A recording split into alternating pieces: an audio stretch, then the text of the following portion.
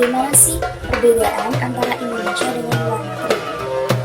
Saya akan memberikan contoh perbedaan antara Indonesia dengan negara Arab Saudi. Nah, sebelumnya kita akan melihat cuplikan dari video yang akan saya memberikan positif pendapat. Jadi kita itu harus di sini tuh kita harus bersyukur. Kita hidup di Indonesia itu sangat-sangatlah beruntung gitu. Maka dari itu saya mengambil contoh dengan negara Arab. Apa sih video yang akan saya sampaikan? Nah, saya akan membahas mengenai peranan perempuan, bagaimana yang ada di Indonesia dengan yang ada di Arab. Apakah Indonesia itu perempuan-perempuannya itu sangat banyak aturan, atau malah sebaliknya Indonesia yang begitu bebas daripada di Arab. Jadi di Arab itu apakah lebih banyak peraturan yang harus ditaati oleh perempuan dengan adanya tidak boleh sekolah dan lain-lain. Kita akan membahas hal ini. Ditunggu ya teman-teman, sini ya. Pada topik pembahasan pertama, yaitu mahram, salah satu tata cara aturan yang ada di negara Arab Saudi yang tidak diperbolehkan. Namun pada negara Indonesia diperbolehkan, sangatlah bebas. Nah, pada topik pembahasan mahram itu kalau di negara Arab Saudi tidak diperbolehkan pergi keluar rumah tanpa dengan adanya mahramnya, dengan suaminya, dengan istrinya, atau dengan sepupu yang saudara. Jadi bepergian sendiri walaupun dengan jarak dekat dari rumah itu sangat tidak diperbolehkan. Apabila ia melanggar, maka akan mengenai sanksi yang sudah diterapkan di negara Arab Saudi. Di negara Indonesia sangatlah berbeda. Di negara Indonesia sangatlah bebas, mau pergi kemanapun, sejauh manapun, sendiri tidak akan dilarang. Dan tidak ada aturan yang ada di Indonesia, apalagi mengenai sanksinya. Dengan jalan kaki aja tidak boleh pergian di Arab Saudi, apalagi dengan menggunakan transportasi umum. Nah, transportasi umum itu diperbolehkan apabila ia dengan mahramnya, dan apabila duduknya juga tidak diperbolehkan antara laki-laki dengan perempuan, kecuali dengan mahramnya.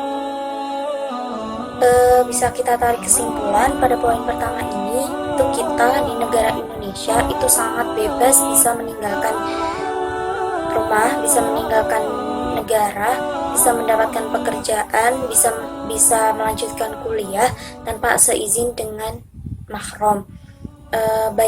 Bayangkan saja kalau misalkan kita lagi terdesak ingin berkeluar rumah, ada kegiatan yang sangat-sangat berbahaya, sangat-sangat urgent.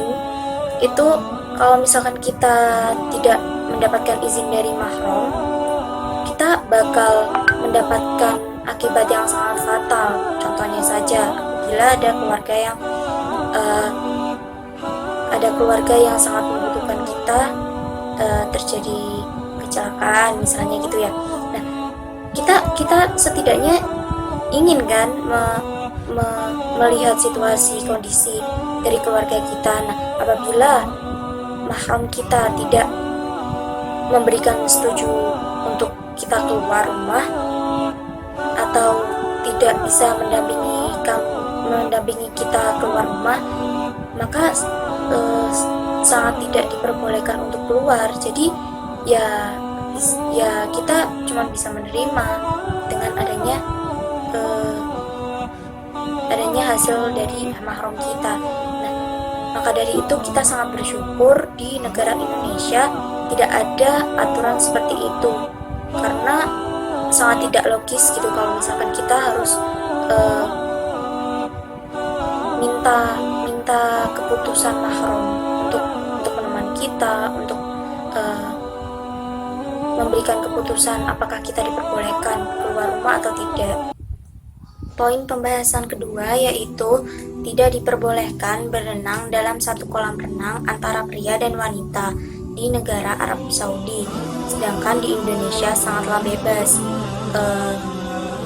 Di dalam suatu kolam renang itu ada perempuan, ada laki-laki, bebas campur, ada anak-anak juga. Nah, di negara Arab Saudi sangat tidak diperbolehkan apabila mereka itu bercampur, apalagi bersentuhan.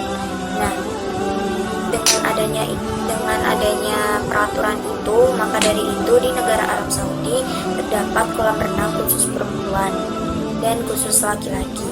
Jadi kalau misalkan yang perempuan sepertinya berenang di suatu tempat yang tertutup, tidak bisa dipandang orang lain. Jadi kesimpulan pada topik kedua ini, di Indonesia perempuan sangatlah bebas dalam hal berenang. Jadi di Indonesia itu perempuannya dapat berenang dimanapun, di kolam renang manapun, dan melakukan aktivitas olahraga dengan bebasnya, sehingga perempuan di Indonesia memiliki hak untuk mendapatkan tubuh yang sangat bugar dan sehat.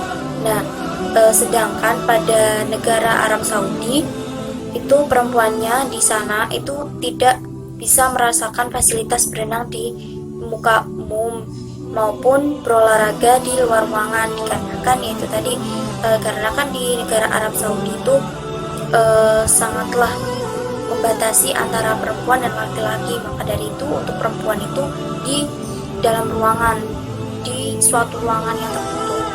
Pembahasan selanjutnya yaitu dalam segi hak asuh anak. Jadi kalau misalkan kedua orang tua sudah sah bercerai, maka hak asuh anak jatuh kepada ayah atau ibu. Nah, dalam negara Arab Saudi itu memiliki aturan bahwasannya jika anak itu masih di bawah umur 7 untuk laki-laki dan 9 untuk perempuan, maka hak asuh anak akan jatuh kepada ibu kandungnya. Apabila anak tersebut sudah lebih dari 7 tahun dan 9 tahun, maka hak asuh anak akan jatuh ke ayah kandungnya. Apabila itu dilanggar, maka akan mendapatkan sanksi dari pemerintah yang ada di negara Arab Saudi. Sebaliknya untuk Indonesia sendiri itu sangatlah bebas. Jadi kemungkinan hak asuh anak akan jatuh kepada orang yang dinyatakan tidak bersalah dalam perceraian tersebut, atau tidak adanya permainan tangan pada anak-anak. Nah, pendapat positif saya dalam segi hak asuh anak ini, di Indonesia apabila ingin bercerai kan memiliki hak untuk menuntut dan memperjuangkan hak asuh anak terlepas dari minimal umur anak. Jadi nggak ada batasan umur anak tersebut gitu kan. Nah, kalau misalkan di Arab Saudi itu ada batasannya tadi antara 7 sampai 9. Apabila di bawah itu, maka hak asuh anak akan jatuh kepada ibu kandung. Apabila lebih dari 7 sampai 9, maka hak asuh anak akan jatuh kepada ayah kandungnya. Tapi menurut Indonesia apabila jatuh kepada ayah kandungnya, maka tidak sangat adil gitu untuk pihak perempuan, karena perempuan itu yang melahirkan dan membesarkan dan lebih memiliki kasih sayang yang besar untuk anaknya.